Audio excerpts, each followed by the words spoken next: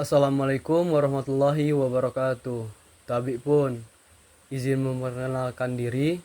Nama saya Rizal Yosef Kurniawan dari Prodi Pendidikan Bahasa Lampung, NPM 2213046070. Di sini saya akan menjelaskan tentang salah satu tokoh psikolinguistik, yaitu Burrhus Frederick Skinner, untuk menyelesaikan tugas mata kuliah psikolinguistik dengan dosen pengampu Siska Merita, SPD MPD, dan Dr.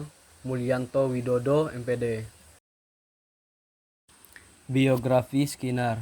Nama lengkap dari Skinner adalah Burrhus Frederick Skinner. Beliau lahir di Pennsylvania, Amerika Serikat pada tanggal 20 Maret 1904. Ayahnya yang bernama William dan ibunya yang bernama Grace. Dari Burrhus Frederick Skinner mempunyai profesi yang berbeda. Ayahnya bekerja sebagai seorang pengacara dan ibunya sebagai ibu rumah tangga. Meskipun hanya berprofesi sebagai ibu rumah tangga, tetapi kecerdasan dari ibunya Skinner tak perlu diragukan lagi. Sejak kecil, Skinner merupakan seorang yang cukup aktif, sehingga lebih senang untuk melakukan kegiatan di luar rumah. Tidak hanya itu, Skinner sangat senang mengikuti berbagai macam kegiatan yang dilakukan di sekolah. Sebelum masuk ke dunia psikologi, Skinner sangat suka dengan dunia sastra.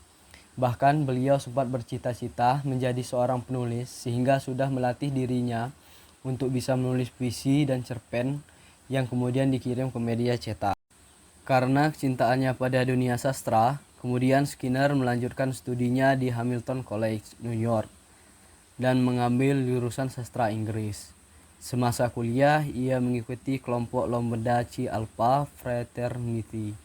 Di tahun 1926, Skinner telah menyelesaikan studinya dan mendapat gelar PA.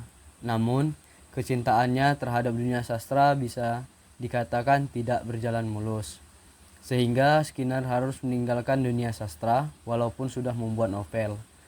Meskipun sudah membuat novel, tetapi novel yang dibuatnya tidak selesai, walaupun sudah diberikan dukungan oleh penyair terkenal, John Watson. Setelah lulus dari Hamilton College, New York, Skinner melanjutkan studinya di Harvard University. Dan di sana ia bertemu dengan Fred Keller. Fred Keller percaya bahwa Skinner bisa melakukan sebuah penelitian tentang behaviorisme. Sehingga Fred Keller mendukung Skinner untuk membuat prototipe Skinner Box. Hingga pada akhirnya mereka dua melakukan penelitian terhadap alat-alat psikologi yang ingin dikembangkan. Skinner yang sudah meninggalkan dunia sastra kemudian meyakinkan dirinya untuk terjun ke dunia psikologi dan mengembangkan penelitian tentang behaviorisme terbaru. Di tahun 1931, Skinner mendapatkan gelar PhD dari Harvard University. Lalu ia menjadi pengajar di Universitas Minnesota, Minneapolis, dan pada tahun 1946 hingga 1947 menjadi ketua Departemen Psikologi di Indiana University. Di tahun 1948, beliau kembali ke Harvard University dan diangkat menjadi profesor tetap. Skinner yang sudah cukup sukses di bidangnya kemudian menikah dengan perempuan bernama Yvonne Blue. Ia dan kekasihnya menikah pada tahun 1936 dan dikaruniai 2 orang anak perempuan. Pada tanggal 18 Agustus 1990, Burrhus Frederick Skinner menghembuskan nafas terakhirnya karena menderita leukemia. Beliau dimakamkan di Mount Auburn Cemetery, Cambridge, Massachusetts. Karena jasa-jasa beliau terhadap dunia psikologi, sehingga beberapa hari sebelum Skinner meninggal dunia, ia diberikan prestasi seumur hidup oleh American Psychology Association. Apa teori Skinner? Psikolog dan ilmuwan sosial Amerika, B.F. Skinner adalah salah satu psikolog yang paling berpengaruh di abad ke-20. Skinner memelopori ilmu behaviorisme, menemukan kekuatan positif dalam pendidikan, menemukan Skinner Box, serta merancang eksperimen psikologis terkemuka yang memberikan hasil yang dapat diprediksi dan diulang secara kuantitatif. Pada tahun 1930-an, B.F. Skinner mengajukan teori pengkondisian operan yang menyatakan bahwa perubahan perilaku dan pembelajaran terjadi sebagai hasil atau efek dari hukuman dan penguatan. Suatu respon diperkuat dengan penguatan. Karena hal ini meningkatkan kemungkinan bahwa perilaku yang diinginkan akan terulang kembali di masa depan. B.F. Skinner percaya bahwa pembelajaran melibatkan perubahan perilaku terbuka. Perubahan tingkah laku manusia terjadi sebagai hasil respons seseorang terhadap rangsangan, peristiwa yang terjadi di sekitarnya. Respon menciptakan hasil seperti memecahkan masalah matematika atau menjelaskan sebuah kata.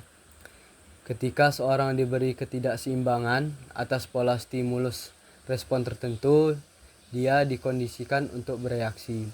Aspek unik dari pengkondisian operan oleh Frederick Skinner dibandingkan dengan jenis behaviorisme sebelumnya, misalnya reduksi dorongan atau koneksionisme, adalah bahwa individu dapat mengeluarkan respon daripada hanya menimbulkan reaksi karena stimulus eksternal. Teori penguatan positif. Teori penguatan adalah komponen utama teori stimulus respon B.F. Skinner. Apapun yang memperkuat respon tentu adalah penguat. Itu mungkin dalam bentuk presentase yang baik, pujian lisan, atau kepuasan atau pencapaian. Teori pengkondisian operan oleh Frederick Skinner juga mencakup penguatan negatif. Setiap dorongan yang mengarah pada tingginya reaksi setelah mengungkapkannya. Tidak seperti stimulus negatif, hukuman yang mengarah pada penurunan respon. Analisis perilaku adalah komponen kunci teori penguatan Skinner yang positif. Dengan menganalisis perilaku individu, Skinner percaya bahwa anak mungkin untuk mengidentifikasi penguatan positif yang akan menyebabkan peningkatan terjadinya perilaku tersebut. Analisis ini dapat digunakan untuk mengembangkan strategi yang efektif untuk membentuk perilaku individu serta kelompok dan organisasi. Dalam fokus pada penguatan positif dan mengidentifikasi perilaku yang mengarah pada kesuksesan, teori Skinner dapat menjadi alat yang ampuh untuk menciptakan perubahan positif dalam berbagai konteks. Salah satu aspek unik dari teori B.F. Skinner adalah teori ini menjelaskan ilmu perilaku dan penjelasan perkembangan dan fenomena kognitif.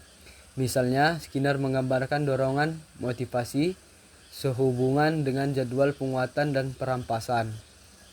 Skinner 1957 menjelaskan pembelajaran bahasa dan verbal dalam hubungannya dengan paradigma pengkondisian operan.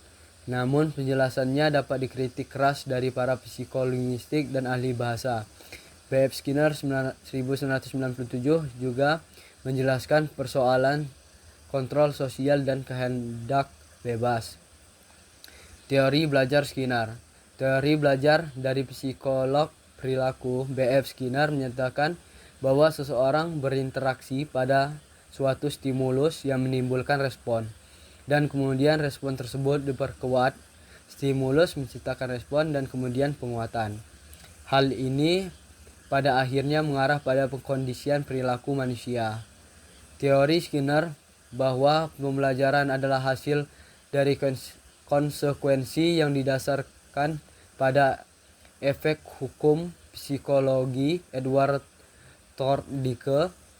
Menurutnya, hukum efek ketika respon perilaku menghasilkan hasil yang memuaskan, kemungkinan besar respon tersebut akan menjadi pola yang sudah mapan dan terjadi lagi jika menerima stimulus yang sama. Burroughs Frederick Skinner mendukung penggunaan mesin pengajaran untuk berbagai pelajar, misalnya dari siswa usia dini hingga siswa dewasa, dan melakukan praktik pengajaran, misalnya musik dan membaca. Namun mesin pengajaran tidak mendukung format pilihan ganda karena dapat menyebabkan kemungkinan penguatan yang tidak terkendali dan peningkatan kesalahan siswa. Pandangan Skinner tentang behaviorisme. Menurut teori psikolog perilaku B.F. Skinner, respon yang dipelajari dan membuahkan hasil memotivasi perilaku manusia. Ini disebut motivasi eksternal, karena melibatkan hal-hal di luar pemikiran dan pengalaman pribadi yang memperkuatnya. Itu adalah sesuatu yang bisa diamati. Burrhus Frederick Skinner atau B.F. Skinner berpendapat bahwa perilaku manusia ditentukan oleh lingkungan. Dalam sudut pandang B.F. Skinner, individu mempunyai pola perilaku yang seragam, bergantung pada jenis tendensi responnya. Oleh karena itu, individu belajar berperilaku dengan cara yang berbeda seiring berjalannya waktu.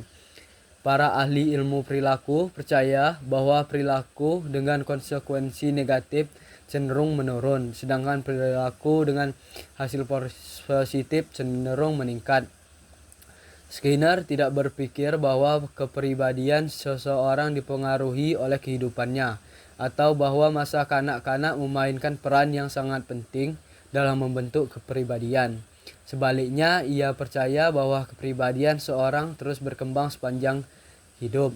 Skinner menjelaskan penguatan negatif dapat dipertukarkan dengan stimulus permusuhan, karena penguatan negatif memperkuat perilaku dengan menghilangkan stimulus permusuhan atau melalui hukuman.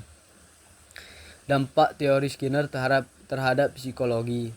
Teori operant conditioning Skinner mempengaruhi pemikiran tentang perkembangan anak dan bahwa perilaku seorang anak dapat diubah melalui penguatan positif atau penguatan perilaku dan penguatan negatif. Teori pengkondisian operan Skinner juga berkontribusi terhadap teori perilaku kepribadian yang menyatakan bahwa orang merespon dengan cara tertentu tergantung pada pengalaman yang mereka pelajari. Seperti Watson, Skinner adalah seorang behavioris dan dia fokus pada terapi perilaku dan bagaimana perilaku dipengaruhi oleh hasil. Merek perilaku spesifik B.F. Skinner diberi label oleh dirinya sendiri sebagai behaviorisme radikal yang berupaya memandang perilaku sebagai hasil dari penguatan sejarah lingkungan. Behaviorisme radikal Skinner percaya bahwa peristiwa-peristiwa pribadi seperti emosi, persepsi, dan pemikiran yang tidak dapat diamati tidak berpengaruh pada hubungan sebab akibat dari perilaku seseorang. Skinner menemukan ruang pengkondisian operan kotak Skinner selama penelitian di Universitas Harvard dan menggunakannya untuk menganalisis respon organisme, paling sering merpati dan tikus, dan interaksi teratur mereka yang dengan lingkungannya. Kotak Skinner memiliki nampan makanan dan tuas, dan tikus yang kelaparan di dalam kotak dapat memasukkan makanan ke nampan setelah menekan tuas. Skinner melaporkan bahwa ketika seorang tikus pertama kali dimasukkan ke dalam kotak, tikus tersebut berkeliaran, menjelajah, dan mengendus, dan sebagian besar secara tidak sengaja menekan palang. Setelah itu, pelet makanan akan dikirim ke nampannya. Setelah beberapa waktu, jumlah penekanan batang akan meningkat drastis dan tetap tinggi hingga perut tikus kenyang. Dalam bidang psikologi, kotak pengkondisian operan telah memainkan peran penting dalam menjelajahi perilaku. Penelitian B.F. Skinner yang melibatkan Skinner box memunculkan prinsip penguatan yang menyatakan bahwa kemungkinan terjadinya sesuatu bergantung pada konsekuensi perilaku.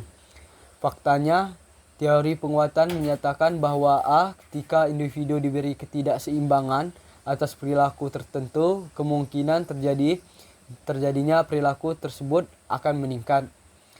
Yang B, jika individu diberi kesempatan untuk melarikan diri dari situasi buruk, mereka akan termotivasi untuk bertindak.